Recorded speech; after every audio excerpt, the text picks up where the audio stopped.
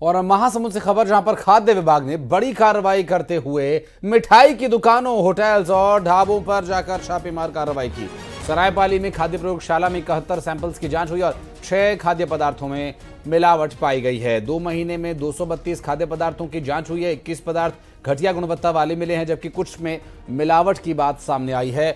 महासमुंद से बड़ी खबर, 71 सैंपल्स की जांच हुई, 21 खाद्य पदार्थ घटिया क्वालिटी के मिले, बाकी खाद्य विभाग की तरफ से मिलावटी सामान बताया गया है। मिठाई की दुकानों पर, होटल्स, ढाबे, इन सभी जगहों पर छापेमार कार्रवाई की गई। बलौदा बाजार में भी खाद्य विभाग पूरी तरह से एक्टिव नजर आया। होटल्स का, दुकानों का निरीक्षण किया गया, कई जगह सैंपल्स लिए गए और 55 सैंपल्स को लैब भेजा गया। 7 दुकानों को नोटिस जारी किया गया है। बात करेंगे हमारे सहयोगी योगेश यादव, इस वक्त हमारे साथ जुड़े हुए। योगेश, त्योहार नजदीक हो तो इस तरह खाद्य विभाग पूरी तरह से एक्टिवनेस दिखाता है, हालांकि ये काम साल भर चलना चाहिए। जी बिल्कुल, आपको बता दें कि रक्षाबंधन का त्यौहार है, इसके चलते लगातार प्रशासन की कार्रवाई जारी है। बीते 2 दिनों से होटलों में और ढाबों में प्रशासन की कार्रवाई जारी है। इसी दरमियान लगभग 55 जो मिठाई है उनके सैंपल लिए गए हैं, जिनमें से 10 जो मिठाई है उनके अवमानना नोटिस जारी हो गए। साथ ही जो 7 होटल हैं उनको लेकर प्रशासन ने नोटिस जारी किया है और आज कार्रवाई जारी है, क्योंकि भाटापारा शहर एक बड़ा शहर क्षेत्र है और इन जगहों पर व्यापारी वर्ग है, यहाँ से सामान लाना ले जाना करते हैं। इसी के चलते यहाँ के होटलों पर प्रशासन की कार्रवाई जारी है। 7 दुकानों को नोटिस दिया गया है, क्योंकि 19 तारीख को रक्षाबंधन का त्यौहार है। ऐसे में किसी भी तरह की समस्या मिठाई को लेकर, किसी भी तरह की जो अवैधानिक मिठाई है वो यहाँ पर मिलावटी मिठाई है यहाँ पर जिले में ना हो, इसको लेकर खाद्य विभाग और औषधि प्रशासन विभाग की कार्रवाई जारी है।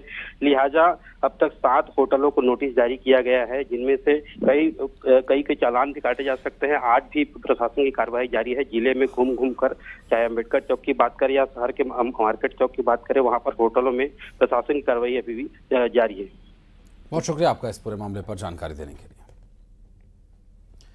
और भिलाई से अगली खबर, जहां भिलाई में निगम में कांग्रेस को एक बार फिर बड़ा झटका लगा। एमआईसी सदस्य मीरा बंजारे ने इस्तीफा दे दिया। वार्ड में विकास कार्य नहीं होने की वजह से वो नाराज थी। कांग्रेस समर्थित 3 पार्षद पहले ही इस्तीफा दे चुके हैं। पार्षदों के इस्तीफे के बाद निगम में राजनीति गर्मा गई है। मिथिलेश हमारे सहयोगी इस वक्त जुड़ गए, उनसे बात करेंगे। मिथिलेश, जिस तरह कांग्रेस को ये झटका लगा, कई तरह के आरोप पहले भी इस तरह लगा करके पार्षदों ने विदा ली थी। जी बिल्कुल, प्रदेश में जब से सत्ता परिवर्तन हुआ है तब से लगातार कुछ न कुछ नगर निगम के भीतर में हो रहा है। ताजा मामला यही है कि जो पार्षद हैं वो लगातार ये आरोप लगा रहे हैं कि उनके वार्डों की उपेक्षा की गई, उनके वार्डों में काम नहीं किया गया, इस वजह से जनता नाराज है। और यही वजह है कि पार्षद जो नाराज होकर अपना इस्तीफा सौंप रही हैं। पिछले दिनों 3 पार्षदों ने अपना इस्तीफा सौंपा था और उसके बाद में अब एक और पार्षद है मीरा बंजारे, जो एमआईसी की सदस्य भी हैं, उन्होंने भी अपना इस्तीफा सौंपा है। तो इस तरह से लगातार एक के बाद एक जो है वो कांग्रेस की स्थिति कमजोर होती जा रही है। हालांकि बहुमत में जरूर थी कांग्रेस, लेकिन जिस तरह से ये एक के बाद एक पार्षद कम हो रहे हैं तो कहीं ना कहीं कांग्रेस के लिए भी खतरा उत्पन्न हो रहा है।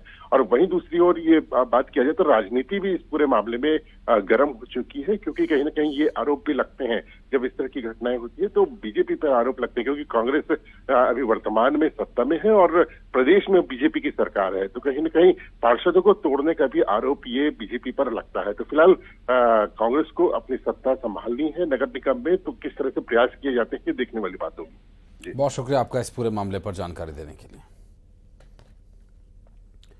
और बढ़ते आगे आपको बता दें ये खबर दुर्ग से, जहां पर बोरसी में एक शख्स की हत्या का खुलासा हुआ।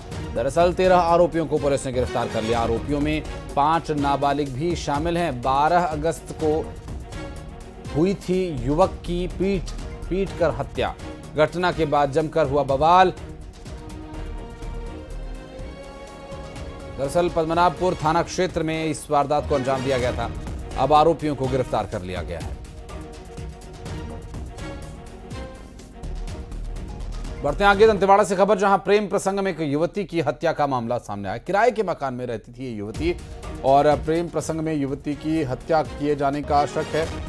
आपको बता दें कि 2 आरोपियों ने आकर युवती के साथ झगड़ा किया और नकुलनार बैदीपारा की रहने वाली थी युवती। कोतवाली थाना क्षेत्र का ये पूरा मामला बताया जा रहा है।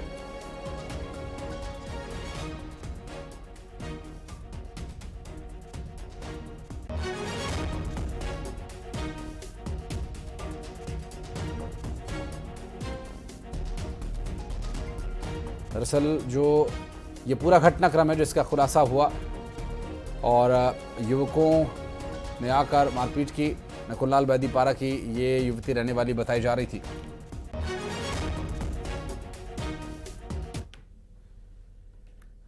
और बिलासपुर से बड़ी खबर, जहां एक दुकान से पीडीएस के चावल की 52 बोरियां जब्त की गई। नेहरू नगर विवेक राइस ट्रेडिंग दुकान का यह पूरा मामला।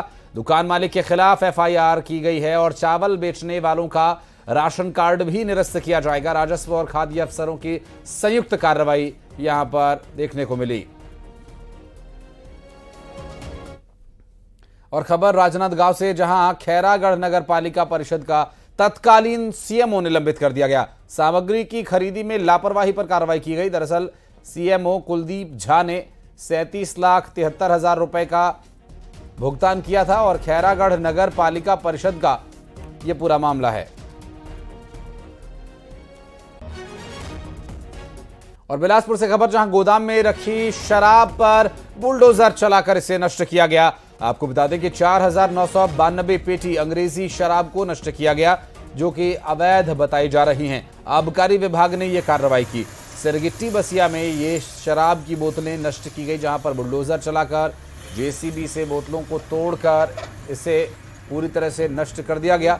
ये अवैध शराब जो काफी समय से जब्त की गई थी अलग अलग जगहों से, उन्हें नष्ट किया गया है।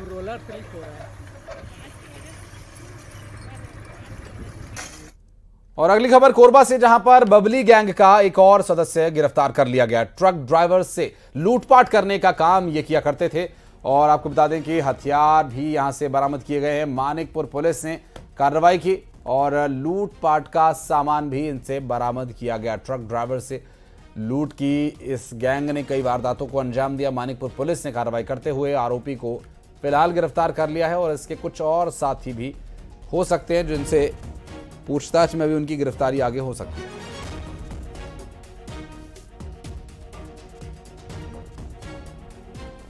और कांकेर में रेत माफियाओं पर बड़ा एक्शन लिया गया। रेत का अवैध खनन करने के लिए माफियाओं ने सक्शन मशीन लगाई थी और सक्शन मशीन से वो रेत को खींचकर बाहर निकाल रहे थे एक पाइप के माध्यम से। जिला प्रशासन की बड़ी कार्रवाई, जब नाव पर फिट की गई इस मशीन को जब्त किया गया। ग्रामीणों ने और विधायक सावित्री मंडावी ने मौके पर पहुंचकर हालात का जायजा लिया। ग्रामीणों को देख वहां से जो खनन माफिया थे वो भाग खड़े हुए। एक सक्शन मशीन और एक चेन माउंटेन, 3 हाईवा रात के अंधेरे में धड़ल्ले से उफनती नदी से रेत निकाल रही थी। और बढ़ते आगे मनिंद्रगढ़ से खबर, जहां स्वतंत्रता सेनानी के पोते की तबीयत बिगड़ गई। सम्मान में मिली जमीन पर मालिकाना हक के लिए 3 दिन से वो आमरण अनशन कर रहा था। 108 पर फोन लगाने के बाद भी कोई जवाब नहीं मिला। तबीयत बिगड़ने पर पुलिस प्रशासन ने मौके पर पहुंचकर उसकी सहायता की और उसे अस्पताल पहुंचाया। और पेंड्रा में 30 से ज्यादा पक्षियों की अचानक मौत हो गई, जिस बात से पूरे इलाके में हड़कंप मच गया। दरअसल पक्षियों की मौत के कारणों का अभी तक पता नहीं चल सका है और खेत में पक्षियों के शव मिले हैं।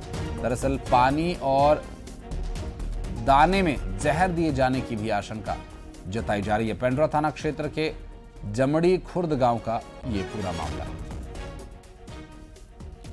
और खबर गरियाबंद से, जहां हिरणों का झुंड गांव के पास पहुंचा और 30 से ज्यादा हिरण इस झुंड में है और हिरणों के इस झुंड ने फसलों को नुकसान पहुंचाया। तस्वीरें हम आपको दिखा रहे हैं। देखिए, रात के समय जब हिरण खेत में पहुंचे थे और गांव के पास हिरणों का यह झुंड दिखाई दिया था। और अंबिकापुर से खबर, जहां मेडिकल कॉलेज में एमबीबीएस की 125 सीटों पर प्रवेश प्रक्रिया शुरू हो चुकी है। नेशनल मेडिकल कमीशन ने फैकल्टी को लेकर मेडिकल कॉलेज पर जुर्माना लगाया था। अब फिर से एनएमसी से मान्यता मिलने के बाद 2024-25 के लिए 125 सीटों के लिए प्रवेश प्रक्रिया शुरू कर दी गई है। 104 seat state quota all India quota के लिए 18 सीट्स बाकी हैं और 1 अक्टूबर से एमबीबीएस की कक्षाएं भी प्रारंभ हो जाएंगी।